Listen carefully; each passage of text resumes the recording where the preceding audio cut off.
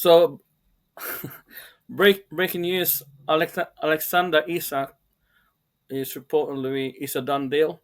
130 million plus add-ons. So what do we think about this? I think it's massive for Liverpool. I think it's what they need. The short on defence, but the attacking options. There's no one of real high caliber to bring off the bench. So Isak is a forward in the central position, so it will be harsh on Ekitike because he's been doing so well. But I think you want that healthy competition.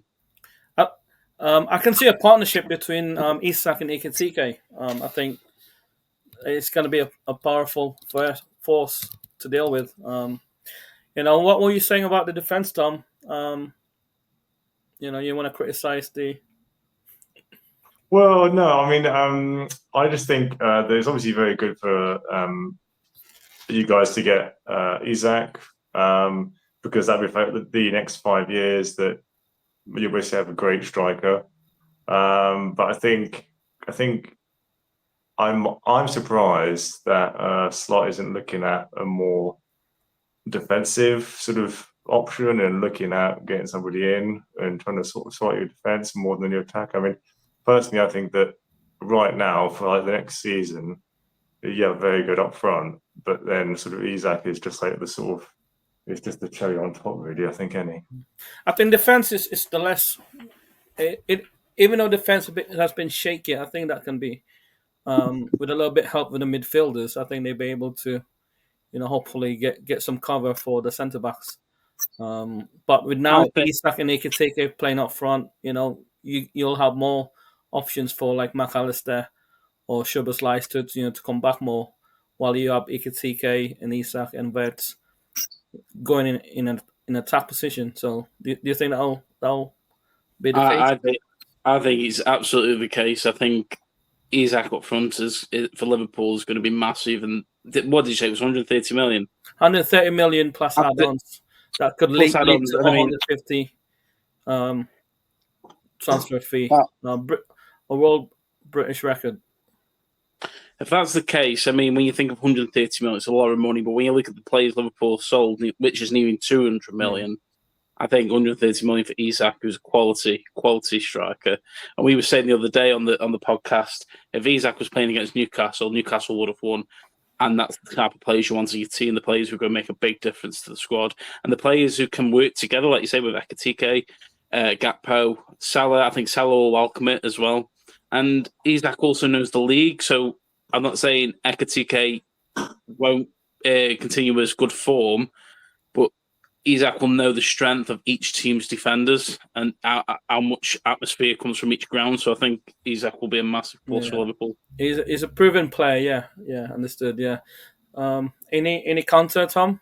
As an Arsenal fan, do you think Arsenal coming strong, that they think they're going to win the league now because they have Gyökeres?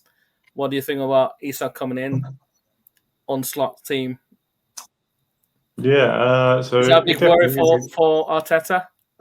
Well, yeah. So it obviously is a concern, isn't it? Because he's a world-class striker, and I think you probably will score a lot more goals. But then we have a very good defense, a very good midfield, and a very good up front now. So I think it's still all to play for.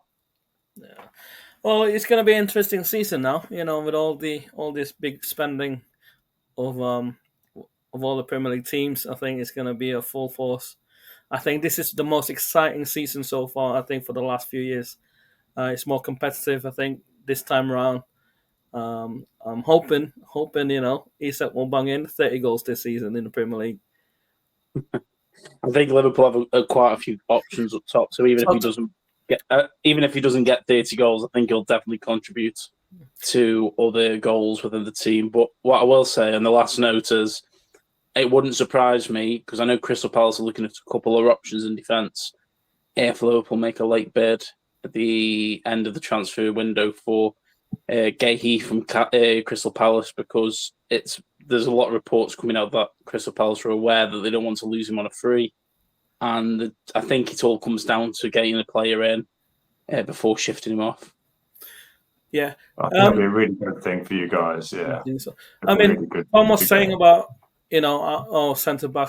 So I made a mention to him that if Van Dijk leaves next season, Liverpool could poach Saliba for 100 million next summer as a replacement, as well as with Mark Gay, and if Arsenal don't win, if they finish second again and we win the league, I think that'd be the right option for Slot in Liverpool to go for Saliba next summer, just to put a little bit of fuel on the fire. I'm surprised you said that, Dan, because last week you said Arsenal might not even make second. Man United might beat them to fourth. So it's good to see that Arsenal are slowly growing on you. Oh, it's still not yet, mate.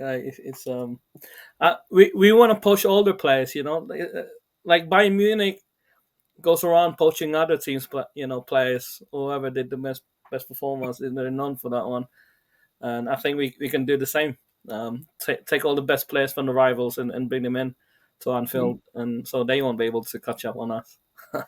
Well, the other thing though is that Arsenal, I've heard as well, have just added to the amazing transfer window with Piero Pincapi, who is another defender. I think he's 23 years old. So I think it's very much in Arteta's sort of game plan is to have a really, really good defense. So he's wanting to sort of.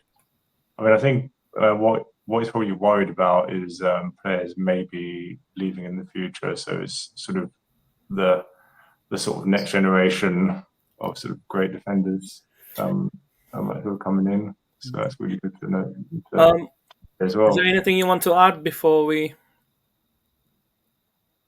No, I just think it's massive for Liverpool. I think it's massive for the league that they keep Isak, and it's a real big blow for Newcastle. But they have a replacement now.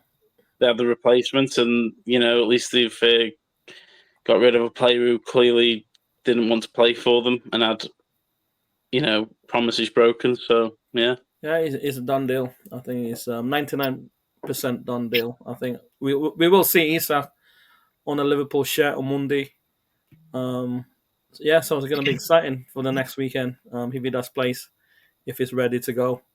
Although he's not been training, so he might give a couple more weeks before he can start on Slot's team. One thing I want to add before we go is the Liverpool and Arsenal tomorrow. I don't know if you've heard, but Onslaught has made Andy Robertson as a vice captain. So fingers crossed he'll start tomorrow over Kirkes because it's a big game. We don't want any more leaking goals. I think Szoboszlai will go starting right back again.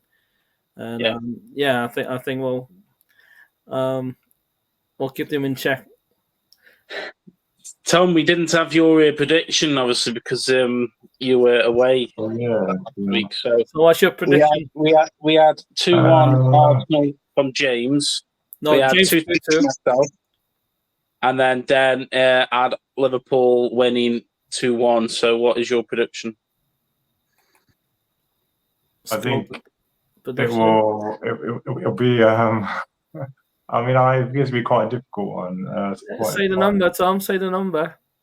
It would be hard. But I think probably 2-1 to Arsenal. Okay. All right. We'll come back to this on Monday and see if you're correct.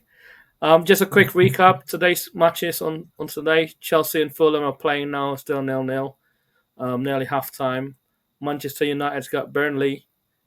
Sunderland playing Brentford at home. Spurs and Bournemouth playing at home. Wolves and Everton, and Leeds and Newcastle. So I think that's going to be a really good weekend for football. And Reading versus Port Vale. Reading versus Port Vale, yeah. Oh! You'll be going to the game, I take it, this afternoon? Yeah. My old hometown, Craig. Yes, well, yeah, I mean, Reading, yeah. You supported your local town team, then you'd be more excited, Tom. Yeah. Well, Tom is a nomad. He moves around too many times. So my true hometown is Lille, isn't it? Well, then Oh, that yeah. was like second sort of focus Bonjour. that one. But there you go. No, it'll be a good game, that will. And yeah, there's some tasty Premier League